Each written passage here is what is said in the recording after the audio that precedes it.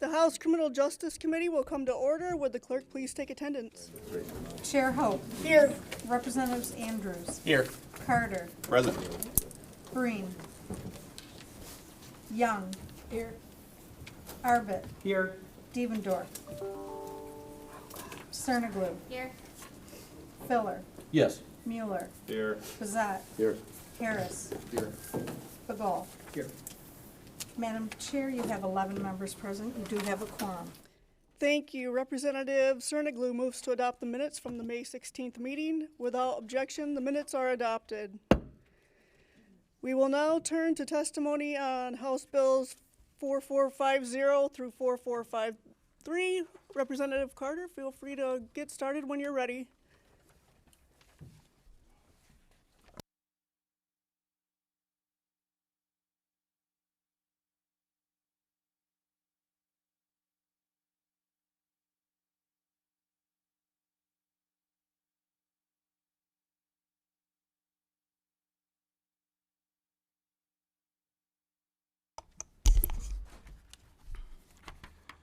Good morning, Madam Chair and members of the committee.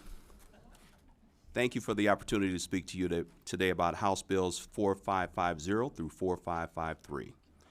This bill package was introduced last session, made it out of committee and onto the floor, but we just ran out of time. Sitting with me today is Representative Brian Posthumus. He and I have championed this bill package last session. Brian will be able to speak to his support of productivity credits and why it's common sense policy. Also in attendance is John Cutler and Shana Fazal from the Alliance for Safety and Justice, who will be able to answer any technical questions you may have. As you know, before being elected, I spent most of my time at the Wayne County Sheriff's Department, the largest, probably toughest jail system in the state of Michigan, and the county most impacted by crime. I've worked the streets, the jails, the courts, been a union vice president, and understand all too well the importance of not only being tough on crime, but smart on crime. In front of us today is an innovative approach toward creating safer communities throughout Michigan. This package will create incentive-based programming inside the Michigan Department of Corrections that will allow eligible prisoners to be considered for earlier parole. The parole board will evaluate whether someone is deserving of parole. To be clear, 85% of those currently incarcerated and everyone who will be covered by this bill will be released and back into our communities at some point. The question we must ask ourselves as lawmakers is simple.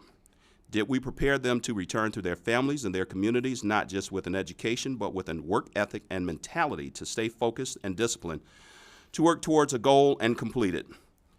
Will they come out safer and less likely to commit crimes than they did when they went in?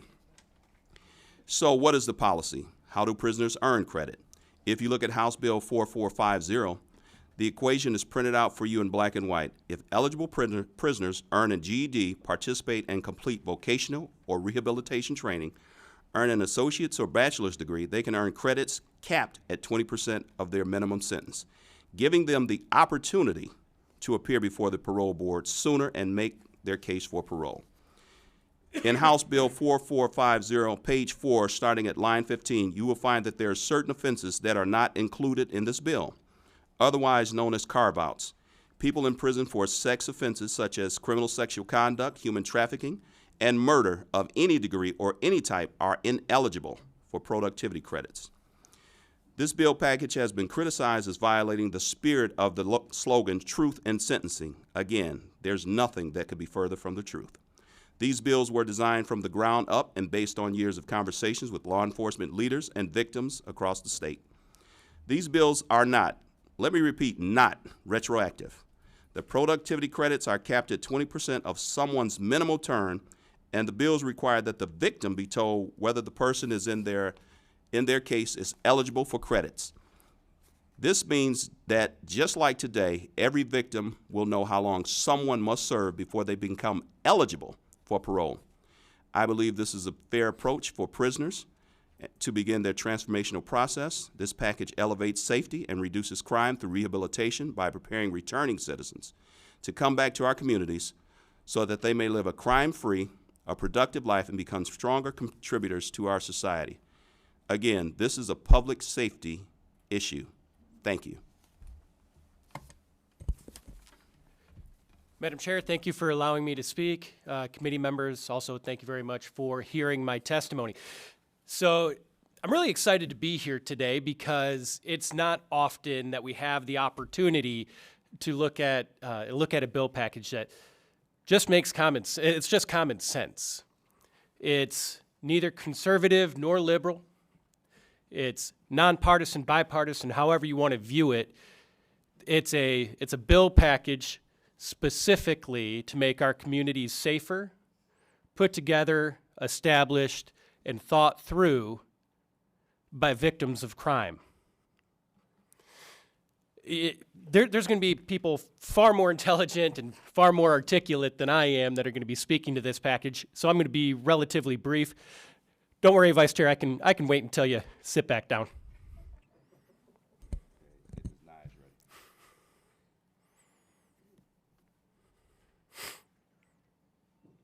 So as I was saying, there's going to be people that are far more intelligent and far better spoken than I am that will be speaking to this package. So I'm going to keep it relatively brief. I just want to talk about two things. Number one, what this does and what this does not do. You know, this doesn't change sentencing. This isn't about sentencing. It's not. It is, we can have the conversation down the road as to whether or not the sentence for any specific crime is the correct sentence. It's about incentivizing people, incentivizing inmates to do the things necessary while incarcerated to become a more productive member of society when they are no longer incarcerated. Every single one of the inmates that this package impacts will be your neighbors at some point. Every single one of them. And so the question is, how do we want these future neighbors to act? What do we want them to be when they return home? Do we want them to be productive members of society? Do we want them to spend their years incarcerated getting their degrees, getting their GEDs, getting rehabilitation for drugs or alcohol? Do we want these incarcerated individuals to return home a better, more productive member of society? Or do we want them to return home having sat in a cell doing nothing to better themselves, nothing to improve themselves for a year, for 2 years, for 5 years, however long that may be? You see, this package is specifically about making our communities safer. It's not about whether or not somebody has the correct sentence or years on their sentence. It's not what it's about. The second thing I want to hit on, because I've had a lot of people, you know, tell me this just destroys truth in sentencing. You know, that's anybody who says that is being either disingenuous at best or dishonest at worst. I don't know which one it is, but I can tell you I spent 2 years working on this package, ensuring that it was in compliance with truth in sentencing. I spent a lot of time ensuring that that's the case. You see, as my esteemed colleague next to me pointed out, this is not retrospective. It does not change any of the sentences for people that are currently incarcerated and haven't been sentenced yet. Further, for those that it will impact, it still holds all of the safeguards put in place by truth in sentencing. It still holds them all to bear. The criminal will be notified of the length of their sentence, the maximum sentence and the minimum sentence with productivity credits. The victims of crime, too, will be notified of what their maximum sentence will be and their minimum sentence. And throughout the entire process, the victims can choose to be notified as things are updated. And again, you know, one other thing to clarify, this doesn't let people out of jail early or let people out of prison early. What it does is it gives somebody an opportunity to earn their way before the parole board.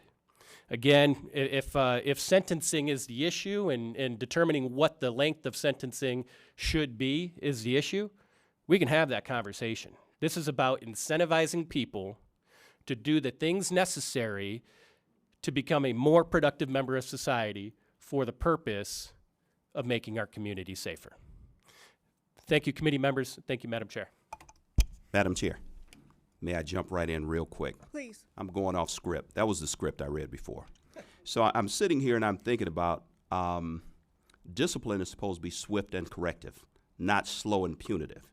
So if we put something in there to make them productive while they're in, it becomes a safety issue for not only them, but the corrections officers as well. And I thought about this just now. I took my car to the car wash yesterday. I would be upset if I had driven through the car wash and it came out just as dirty or not clean. That's what we're trying to do. If we're going to send people in the front door, we have an obligation to make sure that they come out better than they did when they exit. Thank you, Madam Chair. Thank you. We do have a few members with questions. If your questions are not for the bill sponsors, would you mind holding them? Because we do have a lot of people to get through. Okay, great. Rep. Filler. Thanks, Chair. So this does go to war with truth in sentencing, and I want to be clear, the purpose of truth in sentencing was, I guess, twofold. Time for the victim to heal and accountability for someone who committed a very serious crime. So let's use domestic violence as an example. If you are the domestic violence victim, you sit with the prosecutor or the victim's advocate or the cop who worked the case, and they say, listen, that individual just got sentenced for 4 to 6 years for pouring boiling water over you or stalking or intimidation or whatever goes into that. You can plan your life around that 4-year minimum, knowing in Michigan that you get out at your earliest date just about every time. You can pull your kids out, move to another state. You can change your name. You can go in the address confidentiality program. This legislation goes to war with that. So instead, that prosecutor turns to the victim and says, listen, they could get out 3.5, I don't know. They can take some classes. They don't actually have to finish the class. And that's why the legislation is not supported by the Michigan victims community, by the prosecutors, by law enforcement. But I do have a question, which is, are you aware that convicted arsonists, attempted murderers, and domestic violence offenders are able to get out of prison early under this legislation? Those seem like pretty heinous crimes. So when we talked about this, we talked about sex offenders, traffickers, murderers. You just said attempted murder. So there are always nuances to this, as well as charging. As a person who has arrested people and sent it to the prosecutor, I do get that there are sometimes bargains or plea bargains. And this will never, think about this. If a person's sentenced for domestic violence, and we don't make them take any courses, any training, to combat that, any counseling, they're going to get out. Do you want them to come out the same or worse, or do you want them to come out the same and better? I'd like to touch on that as well. Again, Vice Chair, as I was stating, this isn't about the length of sentencing. You did point out some pretty intense crimes. If the length of sentence is too short for those crimes, let's talk about that. Let's address that. That's not what this is about. This is about incentivizing people that we know unequivocally will be released at some point. So how do we want them to be released? I'm sorry, can I get an answer to the question? It's, are you aware that convicted arsonists, attempted murderers, and domestic violence offenders are able to get out of prison early under this legislation? They're not able to. They'll go in front of the parole board. They'll make that determination. So this hasn't gone through those yet. crimes can access productivity credits? Yes. Representative Young. I just want to kind of piggyback on what my colleague was saying. So those crimes can access productivity credits, but these are still people who are going to be released anyway. Is that correct? Is that what I just heard? That is a yes. Okay, so then it would behoove us to give them opportunities to improve themselves, right? A reasonable person would additionally- think so. And additionally, because I'm just listening to, I love the debate. And so additionally, nobody is automatically being let go. right? You've still got a parole board. And sometimes when we have these discussions, I feel like that the people who are sitting on the parole board, I wish they were here, because it sounds like they're like people that don't know what the heck they doing, because they would allow people to come before them and just let anybody go. Sometimes that's what the debate feels like. And I believe that the state does a pretty good job on who sits on that parole board. They have the competencies to know who should be let go and who should not. And if we're not trusting that system, then that is yet another problem we need to correct. But right now, I haven't heard that that's a problem. So I just want to say, thank you for bringing this forward, and I look forward for continued debate. Thank you. Representative Harris. Thank you, Madam Chair. Thank you guys for being here. Always appreciate hearing from you, and even if it's an alternative point of view, I still love hearing it. So the Senate Fiscal Analysis and our House Counsel have alerted us that at least one of these bills, I believe it's House Bill 4452, would need a 3/4 vote in the legislature to override a voter-initiated law. Are you aware of that? And the fact that all these bills are tie-barred together?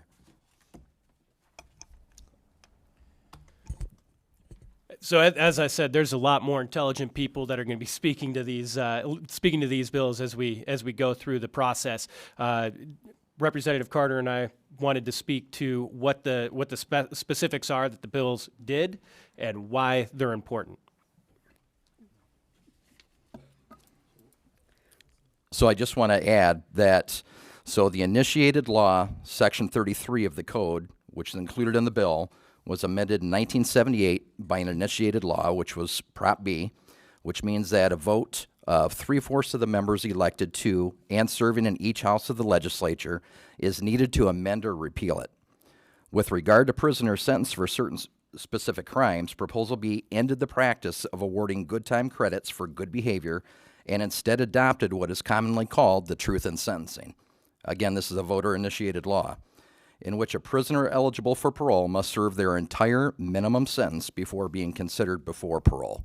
And this was by the voters of Michigan on the ballot. Thank you. I saw that and you said good time. We're not giving good time. Good time is pretty much participation trophies. You give that to every kid on the bench. This is more intentional. You have to do something to get something, to show something, to earn this. I would like to add, there is a very stark difference between good time and productivity credits. If the bill package before you was about good time, I wouldn't be sitting here testifying in support of it. I vehemently oppose good time. My view is that you have to do something to improve yourself to become a more productive member of society. And productivity credits are a way to incentivize that. This is not good time. It is my understanding that the 3/4 vote required is only for good time, and that you are mistaken that for productivity credits it does not require 3/4 vote. Now, I very well could be wrong, but that's what smarter people are for. So, again, Madam Chair, if you'd mind a really quick follow-up. So again, Prop B deals with having to serve the full minimum sentence, which the productivities will change, correct? Yes, and again, my understanding, based on 2 years of work on this, is that with it being productivity credits, it does not require a 3/4 vote. Again, I could be wrong. I believe that is only good time, not productivity credits. Okay, thank you. We do have a number of folks who traveled to testify and also who are on Zoom. So I'm going to ask members to write down your question. Our bill sponsor will be here the entire time, and he'll be available to take questions throughout the hearing. Thank you. All right, thank you. All right, turning to some testifiers, which is a word. I looked it up. We have Diane Marr from the West Michigan Policy Forum, and she is on Zoom.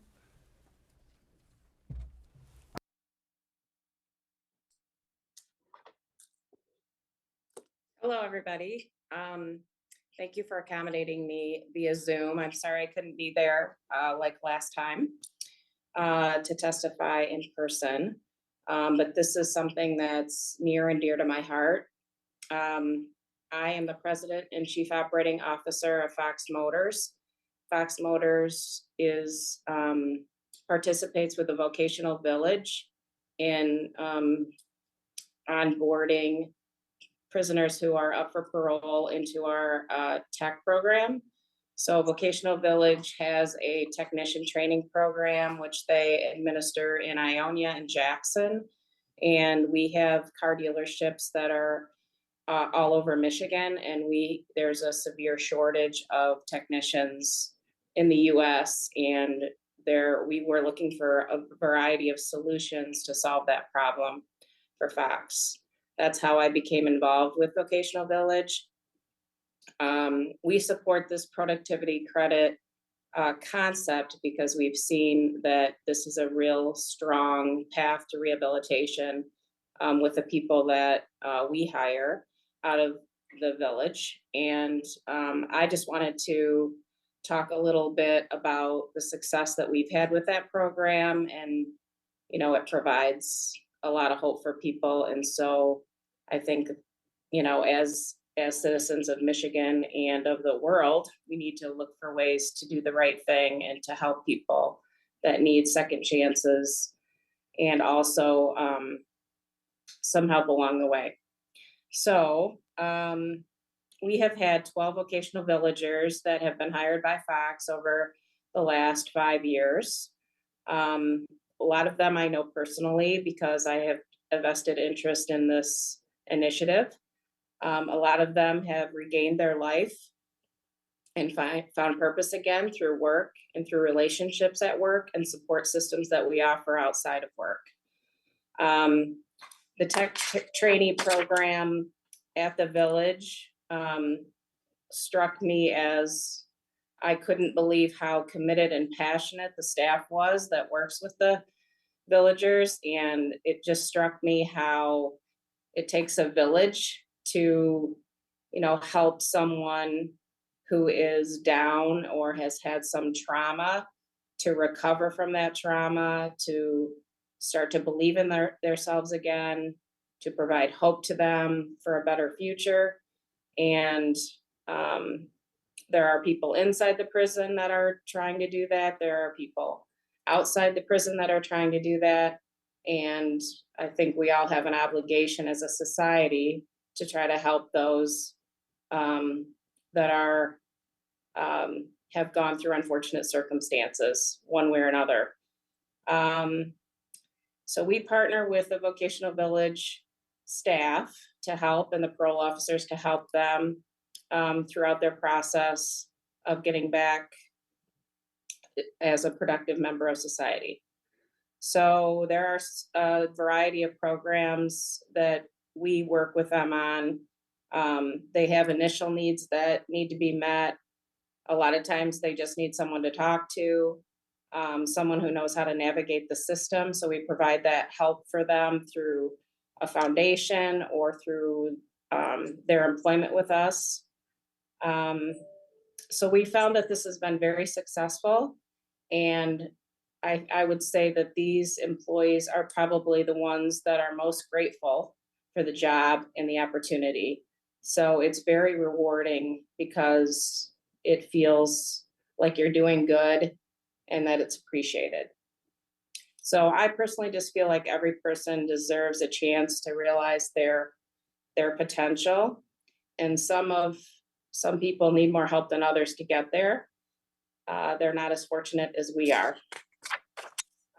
So I just wanted to talk about that and support this bill and any path that we can find for these folks to succeed in life.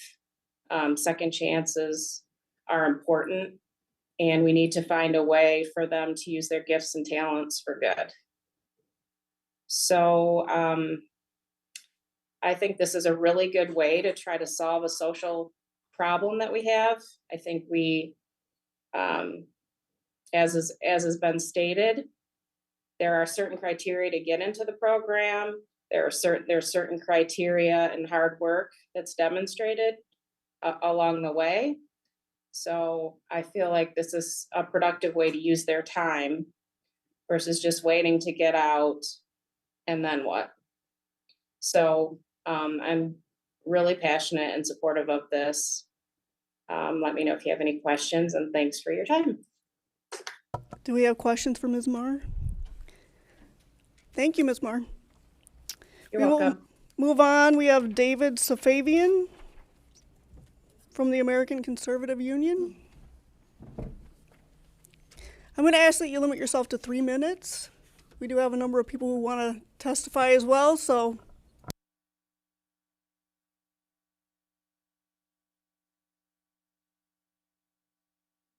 You're asking a lawyer and an activist to limit his remarks. Good grief.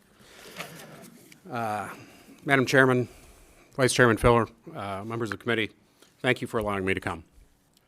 I'm the Senior Vice President General Counsel for the American Conservative Union. Some of you may have heard of CPAC. That's our other trade name in our conference.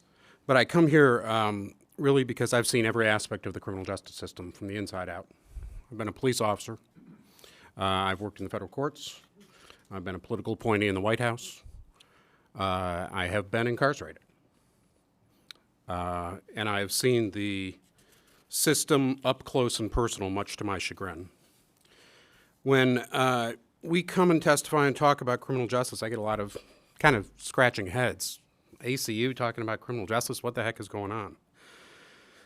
Let me tell you what we're not, to start with, and tell you why we're here. We are not a group that associates itself with abolishing prisons or defunding the police. We do not support prosecutors funded by Hungarian billionaires that choose to substitute their judgment for the judgment of the legislature. We focus on public safety.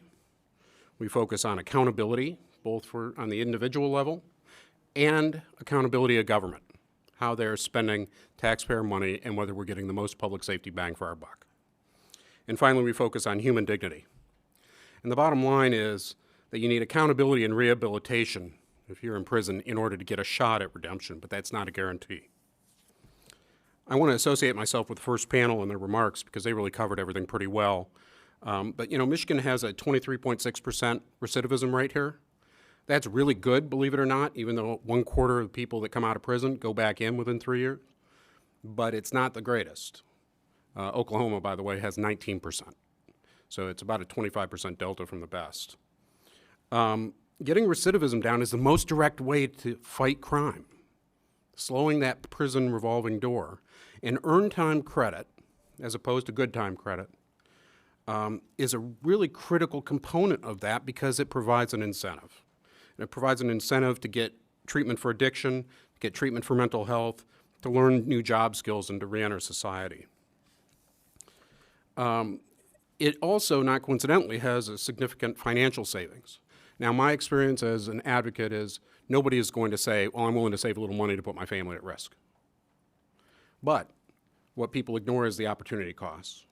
The opportunity cost of spending $130 million on incarceration or saving $130 million if this plan is implemented, and using that money for things like more police on the streets, higher salary and retention bonuses for cops and prosecutors.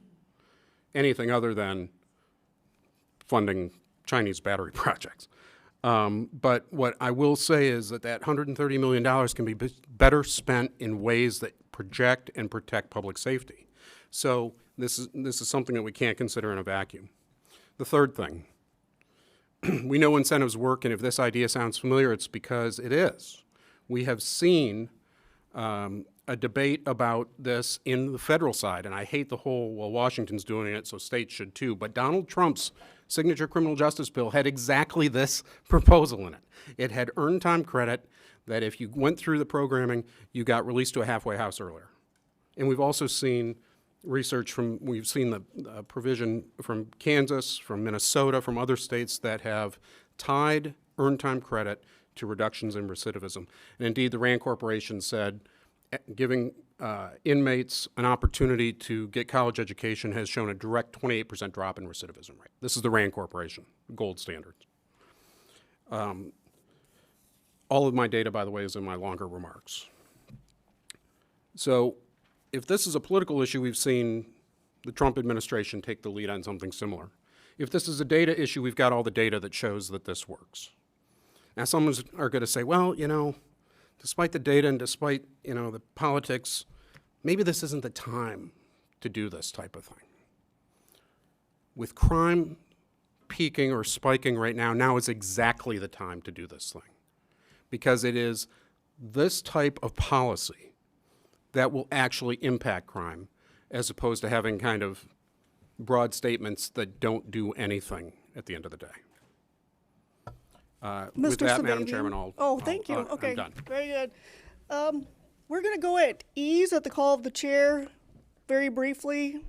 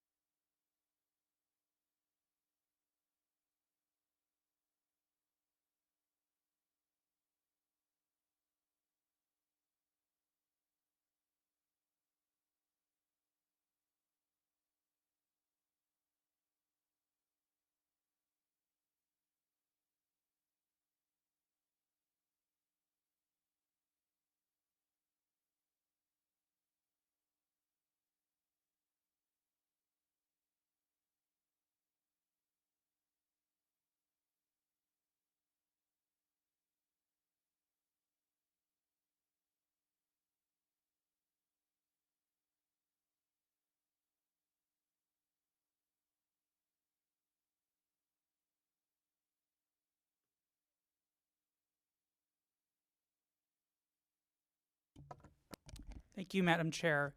I just would like to note that this committee does not tolerate anti-Semitism or anti-Semitic tropes in any testimony or any person who is testifying before the committee. So next time someone wants to testify before this committee and has something anti-Semitic to say, don't, because you won't be welcome back. No, you may not. We need to move on. Next, we have the Crime Survivors for Safety and Justice members. And I believe they're testifying together in a group. Please just make sure you say your name and then you can go ahead and get started.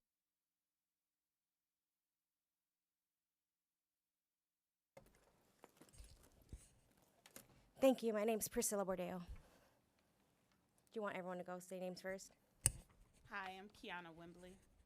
Good morning, I'm Elle Travis.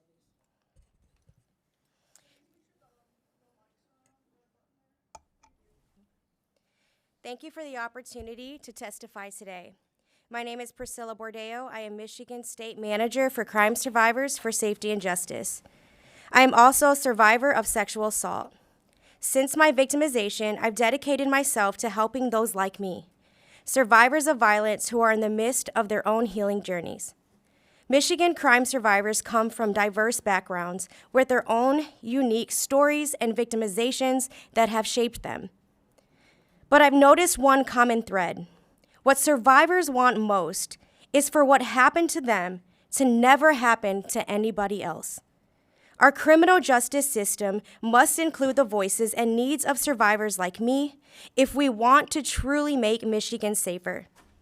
HB 4450 through 53 have been drafted with survivors in mind and our needs considered. Productivity credits only apply to sentences going forward, and victims will be informed every step of the way. From the start, victims will be notified about whether defendants are eligible and how much time they will serve, whether they complete rehabilitation programs or not. Those who are eligible will have served their time, be held accountable, and less likely to reoffend. Ultimately, isn't that what we seek from our justice system? To ensure that those who are released are able to return as law-abiding and productive citizens? These programs equip people with the tools to get jobs, get educated, and stay out of trouble. They will be able to build stable lives and support the local economy, while taxpayers save money too.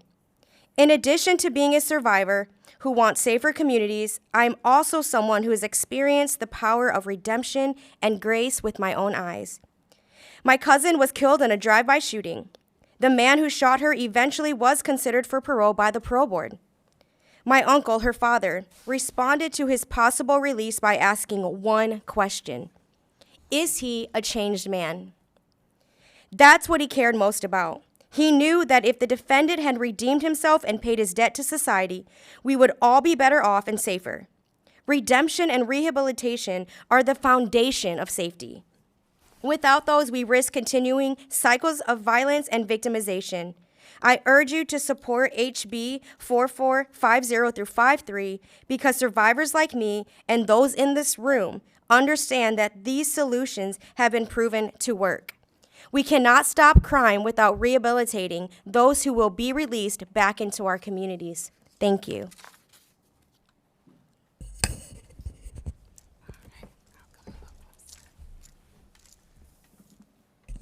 Hi, I would like to thank the committee for having us here today to talk about our strong support for the Safer Michigan Act and House Bill 4550 through 53. My name is Kiana Wembley, and I'm the Detroit chapter coordinator for Crime Survivors for Safety and Justice. I am also the founder of the Guidance Couch, a private practice that assists those with mental health needs. On Christmas Day, 1997, I was on holiday break from the University of Michigan and staying with my family in Detroit. When an argument broke out between two people I knew, I tried to intervene. Shots rang out, and I was shot multiple times. I almost died that day. I was left physically and emotionally devastated, and while I focused on my own recovery and healing, I also committed myself to ensuring that something so traumatic never happens to anyone else. What I've come to understand and what I've come to know through my own experience is that our current system doesn't do enough to stop cycles of violence. We know what programs are proven to reduce the likelihood of future crime and make us safer. Productivity credits will ensure that more people complete these programs. It doesn't make us any safer to release people into our community with little job, education, or life skills, unprepared to make ends meet, and very likely to go back into a life of crime. It doesn't make us any safer to just keep turning a revolving door and to not invest in evidence-based policies that tackle crime. Fundamentally, House Bill 4550 through 53 establishes a proven anti-crime approach. Productivity credits include the needs and voices of victims like me. It holds people accountable and makes sure they get back to work, make a living, and live productively in our communities. I need to feel safe in my community. I need to feel safe in my home. I ask that you pass productivity credits so survivors like me feel safer. Thank you. Good morning. Thank you for your time. I'm Elle Travis from Detroit. I'm a sexual assault survivor and member of Crime Survivors for Safety and Justice. What is clear today is that we may all come from different backgrounds with different experiences, but we all want the same thing: safer communities. While our state has made big steps in fighting crime, we can be doing more to tackle the root causes of violence. We are all familiar with the cycles of crime that need to be put to an end. When someone leaves prison, they face barriers that make it nearly impossible to succeed. In fact, those barriers make it much more likely that they will return to a life of crime, victimize more people, and return to prison. HB 4450 through 53 and productivity credits put that to an end. Those who are eligible are people willing to turn their lives around. They have served their time and have paid back their debt to society. They want to attain the tools so they can be educated and work when they are released. It's also important to note that these are people who will be released into our communities anyway.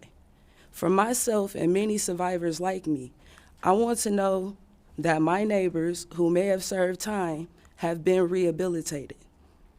I want to know that they have gotten their lives back on track and are working hard to provide for their families. These incentives work. They turn lives around. They keep people out of trouble. This is a common sense way we can combat crime. I urge you to stand with the business community, to stand with the faith community, to stand with survivors like me. Please pass productivity credits so we can make a safer Michigan. Thank you. Thank you. I don't see any questions. Thank you for your testimony. Thank you. We'll next hear from. Oh, a question for the survivors? We'll make it really quick. Thank you so much for being here. I just have one quick question. I see so many people with the shirt. So is everyone who's wearing the Survivor Speaks in support of the legislation? I'm just curious to know that. Yes, and there are actually many watching on Zoom as well. Okay, about how many people would you say are here with us in person on today? We have about 20 in the room, but we have over 7,000 members. Wow. Thank you so much. You're welcome. Next, we'll take Gary Moore, who's the former Ohio Director of Rehabilitation and the former Director of the American Correctional Association. Please try to keep your testimony succinct. I've erased a number of items. Thank you. Good morning, Madam Chair. My name's Gary Moore. This is my 49th year in this profession. I served 8 years as Director of the Ohio Department of Rehabilitation and Correction under John Kasich, 12 and a half years as a prison warden, and am the past president of the American Correctional Association. I appreciate this opportunity. I'm here in support of this legislation that I believe is deeply and fundamentally supportive of a safe correctional environment for our staff, for those that are incarcerated, and consistent with its title for the members of the communities of Michigan. I think it's essential for this, for a system to provide a sense of hope for those confined, their families, and victims of crime. This legislation provides a framework for the incarcerated to take responsibility to improve their thinking and their lives, and in turn have the opportunity to be considered by the parole board for a return to their families at an earlier date than someone that sits in their cell and does nothing. Your correctional system's a great one. It's dedicated to returning people to Michigan communities. It has quality programs. This is about expanding the opportunity and incentivizing these programs so that the communities, in fact, are safer. Ohio, during my tenure, spent 3 years studying every evidence-based program like your core programs in the state of Ohio in all 27 prisons, and found emphatically, the University of Cincinnati, that these programs reduce violence in prisons as well as recidivism, making prisons, in fact, safer. Michigan has a competent parole board.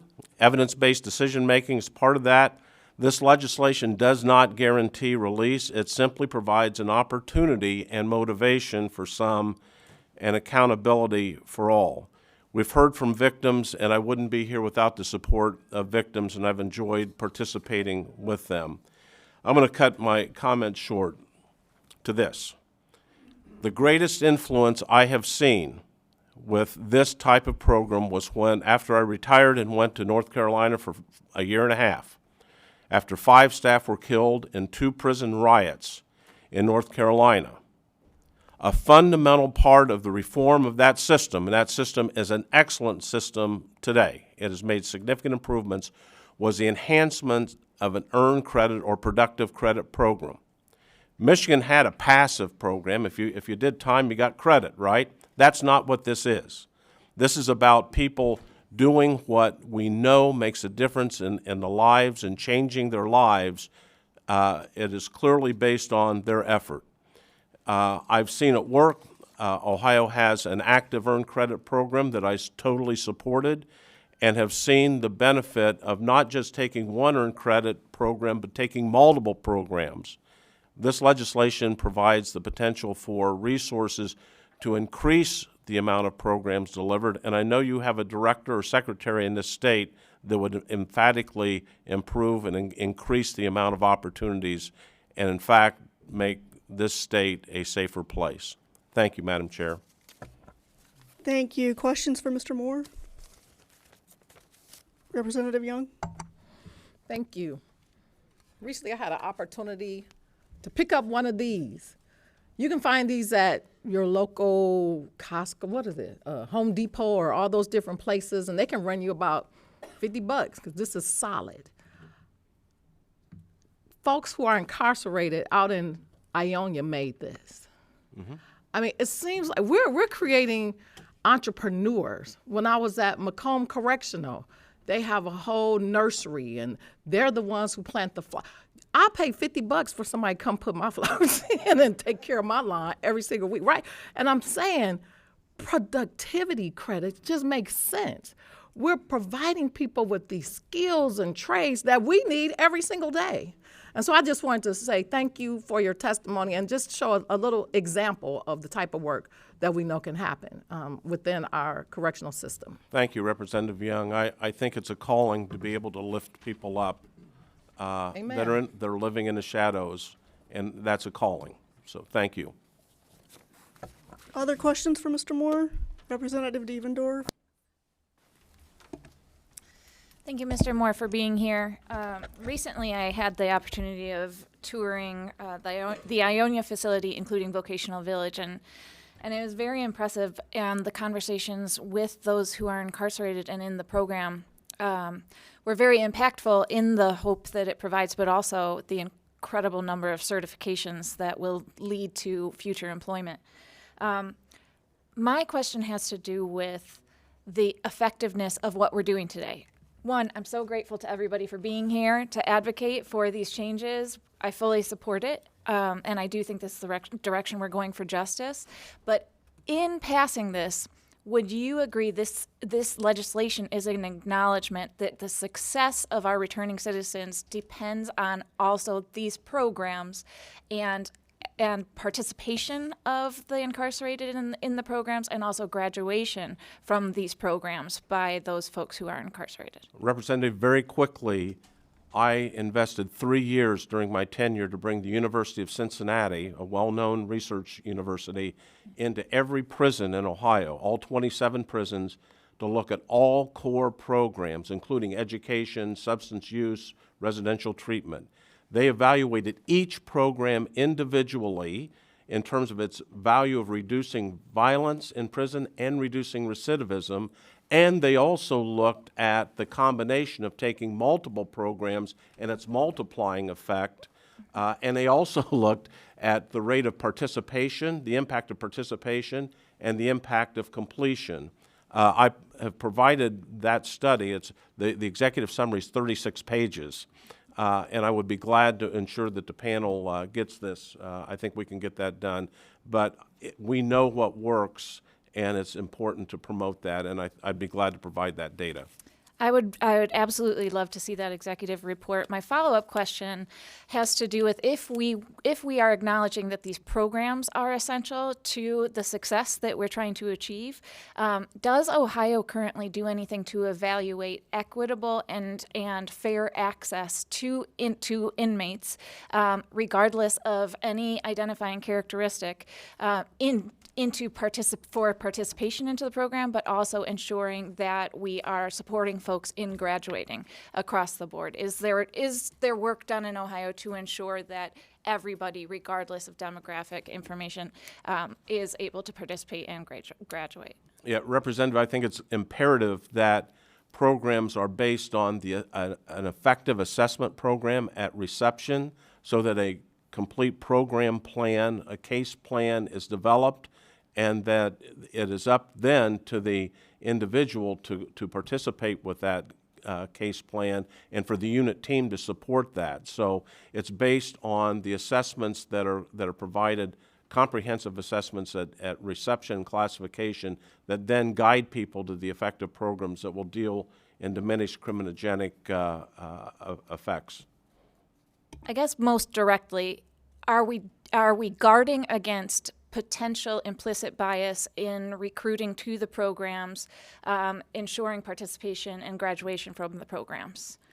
I can speak that was a priority in Ohio to ensure that, and to ensure that each month data is collected on participation completion by all characteristics of those participating.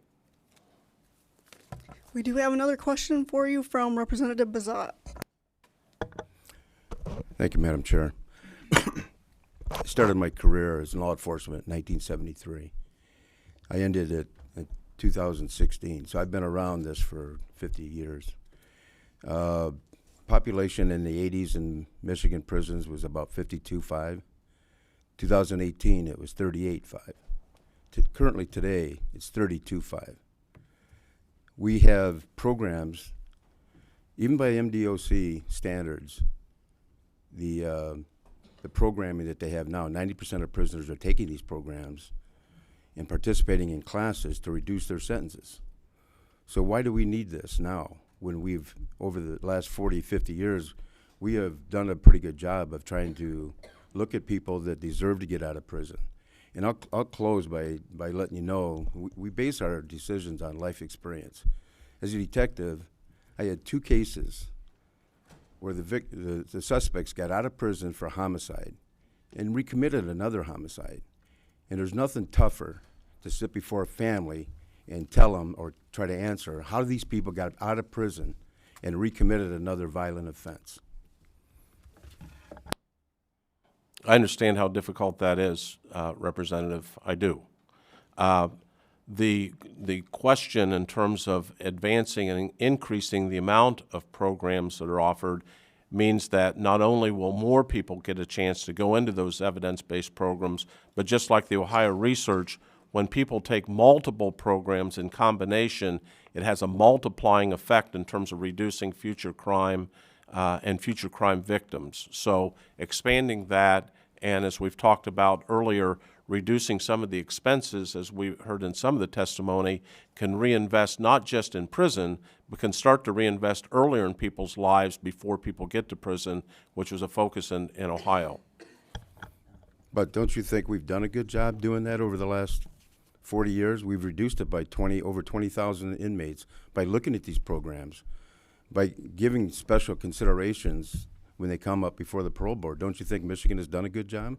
I think Michigan has a good system. I don't know the data. I know that in Ohio, and when I started, there were 8,400 people in prison. When I became director, it's 52,000. So there was significant growth. Yeah. Thank you. We do need to move on. Next, we'll hear from Prosecutor Jeff Getting.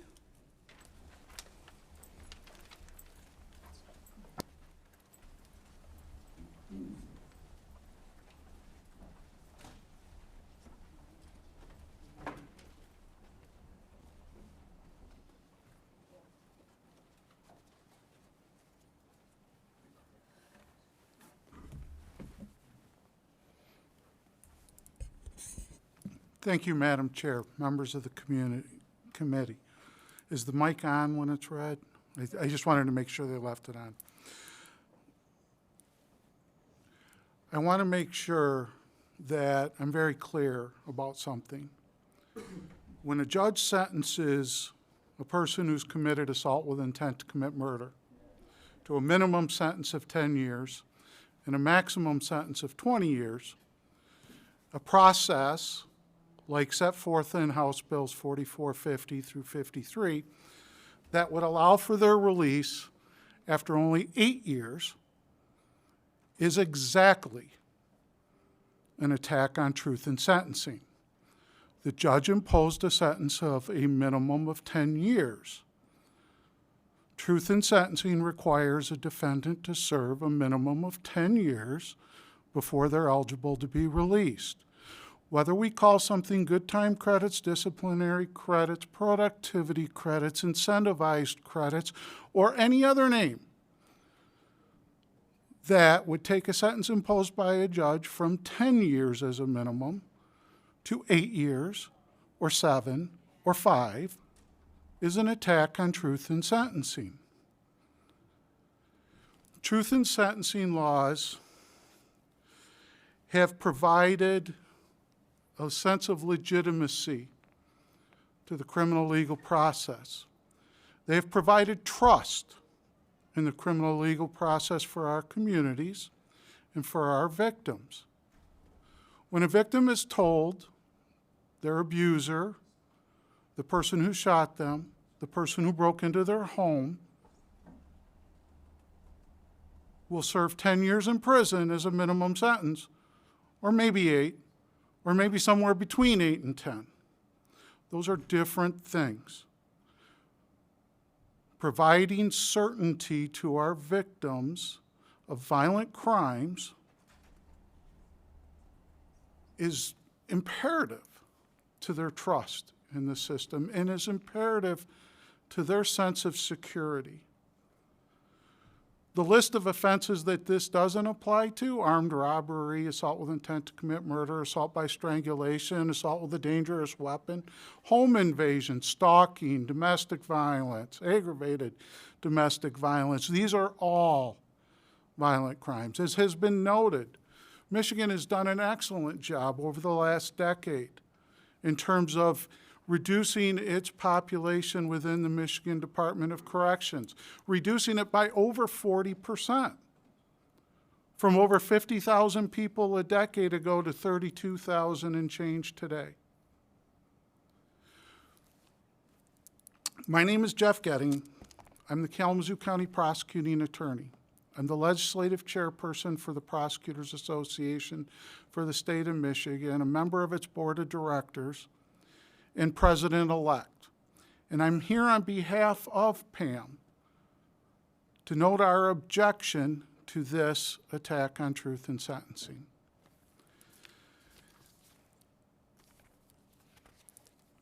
We do have a couple of questions for you, sir. Sure. Representative Mueller? Thank you, Madam Chair, and thank you. Just a question. I read something that, and I don't know if it's correct or not, so I don't want to, say it, but what is the current percentage of prisoners actually paroled? What on their first time? Is it something like 77% of prisoners are paroled at their first parole hearing? And, I want you to be able to explain, we live in a world of reality as prosecutors and police officers, not fantasy. And so can you try to explain to the committee how hard it actually is to get to prison? You don't get to prison for stealing a car the first time. You don't go to prison for stealing the car and having a gun the first time. And so, a lot of these things that you do, we have places in our county jails, like in Genesee County, Sheriff Swanson does Ignite, where we get the people that are in the criminal justice system prior to going to prison, their GED, some life skills to be able to go back into the population before they even get to prison. So isn't it sometimes better to do things for yourself, to better yourself, than to be incentivized? And what are the things that you do in your county to make sure that the people that unfortunately get caught up in the system get the rehabilitation, get their driver's license, get their GED, get some type of training, even cosmetic training, being a barber, at the jail level before we even get to prison. Okay, so there's a whole lot in this. And I'm going to be really actually surprisingly short. In Michigan, in the last fiscal year, according to the Michigan Department of Corrections, and these are all statistics that are publicly available. In the state of Michigan, 36,845 people were convicted of felonies. 6,779 were sent to prison. That's less than 1 in 5. As you said, most people, by far, over 80%, don't go to prison. 18% of people convicted of felonies go to prison. 3/4 of the people that are in prison are there as a result of a violent offense. Over 3/4 of Michigan's prison inmates are there as a result of a violent offense. With regard to the first parole hearing, and I love this phrase, incentivized sentencing, incentivized processes within the Michigan Department of Corrections, because that is what we already do. We have excellent educational, vocational, and rehabilitative programs within the Michigan Department of Corrections. Please talk to Kyle Kaminsky. 90% of our inmates participate in this. The incentive for participating in educational, vocational, rehabilitative programs is so that you're released at your first date. People in Michigan get indeterminate sentencings. You get 5 to 10, 10 to 20, 1 to 10. There's a minimum and a maximum. The incentive to participate in these rehabilitative, educational, vocational programs is to be released on your minimum. And 90% of our inmates participate in those programs already so that they are released on their minimum, and they're rewarded by the Michigan Department of Corrections for their participation. Over 80% of inmates are released at their earliest release date or within 6 months of their earliest release date. All of this is already happening within the Michigan Department of Corrections. It is what we are doing. It is working. The prosecutors do not object to this because we don't want people to have educational, vocational, rehabilitative programs. We want all of that. We want more of that. We want more reentry programs.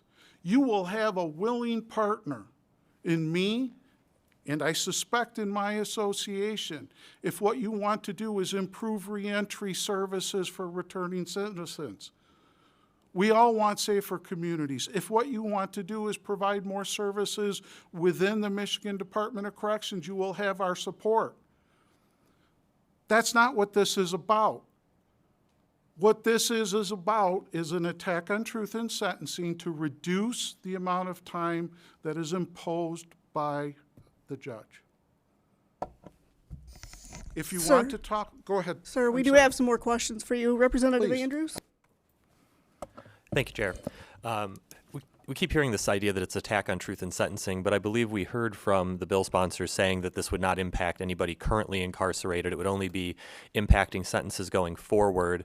And I'm trying to understand how it's not possible then at sentencing to say, okay, your minimum sentence will be 10 years. If full productivity credits are taken advantage of, then that sentence would be 8 years. That seems very clear to me.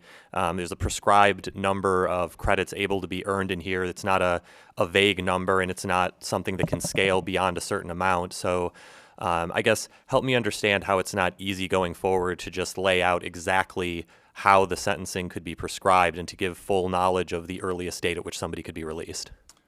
Giving full knowledge of the earliest date that somebody could be released, or saying that if you don't earn your productivity credits, it's going to be 10.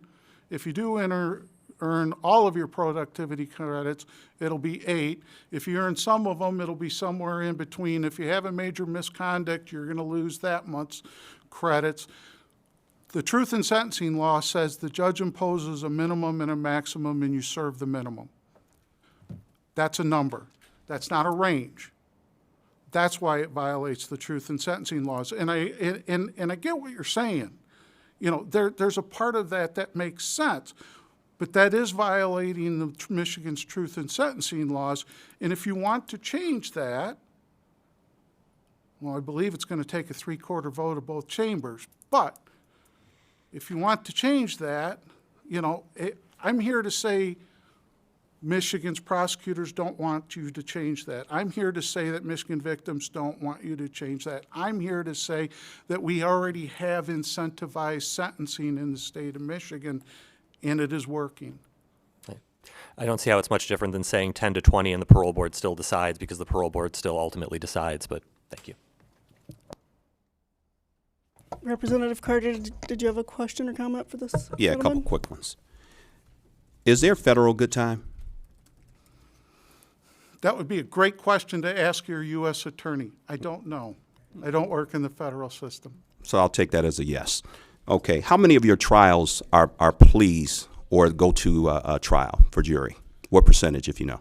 I don't know specifically within my county or could give you a number. I could tell you that nationally, the numbers that get thrown around are 90 to 95% of cases are negotiated resolutions, which is a great point here, sir, because what we are negotiating oftentimes is the sentence that is imposed. Is that 20-year sentence in a murder or that 10-year sentence in an armed robbery?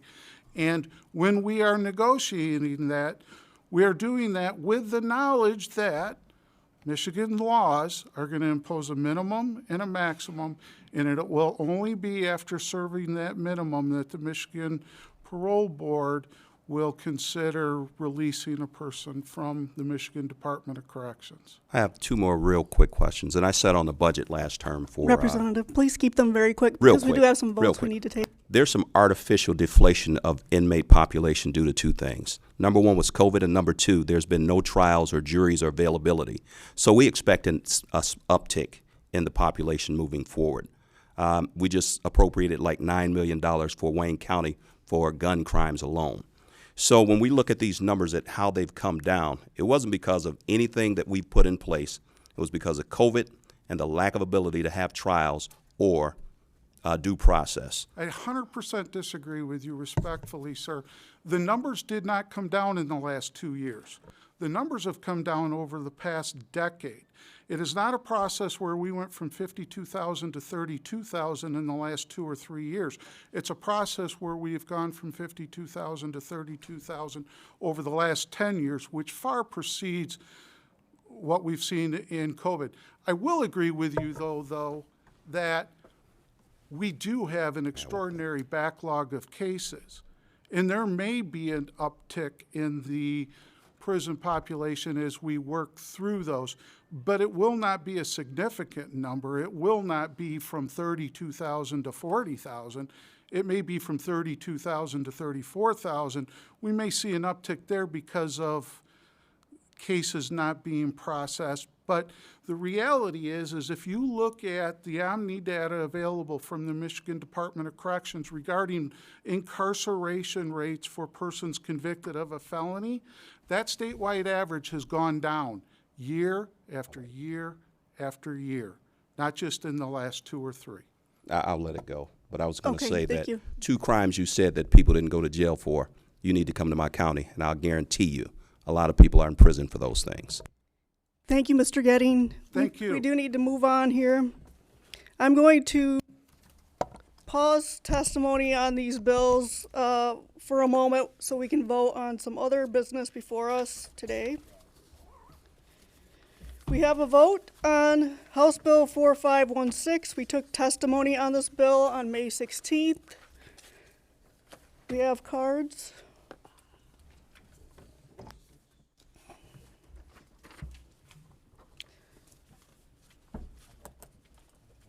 We have a message of support from MDHHS, not wishing to speak. That's Sharday Burton. And Representative Cerniglu moves that we report 4516 with recommendation. Madam Clerk, would you please call the vote? Chair Hope. Yes. Representatives Andrews. Yes. Carter. Yes. Breen. Aye. Young. Yes. Arbit. Yes. Devendorf. Yes. Cerniglu. Yes. Filler. Yes. Mueller. Yes. Bazat. Yes. Harris. Yes. Begol. Yes. Madam Chair, you have 13 yeas, 0 nays, 0 pass. House Bill 4516 is reported with recommendation. Thank you. Now we will have a vote on House Bills 4420 through House Bill 4423. These are crime victims' rights bills that we took testimony on last week. Is this for this one? Okay. Okay. We do have cards of support not wishing to speak from Nathan Triplett of the State Bar of Michigan and Tom Hickson of the Michigan Catholic Conference. Representative Filler moves that we report with recommendation. Would the clerk please take the vote? To report House Bill 4420 with recommendation, Chair Hope. Yes. Representatives Andrews. Yes. Carter. Yes. Breen. Aye. Young. Yes. Arbit. Yes. Devendorf. Yes. Cerniglu. Yes. Filler. Yes. Mueller. Yes. Bazat. Yes. Harris. Yes. Begol. Yes. Madam Chair, you have 13 yeas, 0 nays, 0 pass. House Bill 4420 is reported with recommendation. Thank you. Representative Devendorf moves that we recommend 4421. Would the clerk please call the vote? Chair Hope. Yes. Representatives Andrews. Yes. Carter. Yes. Breen. Aye. Young. Yes. Arbit. Yes. Devendorf. Yes. Cerniglu. Yes. Filler. Yes. Mueller. Yes. Bazat. Yes. Harris. Yes. Begol. Yes. Madam Chair, you have 13 yeas, 0 nays, 0 pass. House Bill 4421 is reported with recommendation. Thank you. Representative Young moves that we report 4422 with recommendation. Would the clerk please call the vote? Chair Hope. Yes. Representatives Andrews. Yes. Carter. Yes. Breen. Aye. Young. Yes. Arbit. Yes. Devendorf. Yes. Cerniglu. Yes.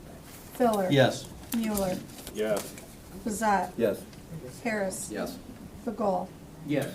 Madam Chair, you have 13 yeas, 0 nays, 0 pass. House Bill 4422 is reported with recommendation. Thank you. Representative Breen moves to report House Bill 4423 recommendation. Would the clerk please call the vote? Chair Hope. Yes. Representatives Andrews. Yes. Carter. Yes. Breen. Aye. Young. Yes. Arbit. Yes. Devendorf. Yes. Cerniglu. Yes. Filler. Yes. Mueller. Yes. Bazat. Yes. Harris. Yes. Begol. Yes. Madam Chair, you have 13 yeas, 0 nays, 0 pass. House Bill 4423 is reported with recommendation.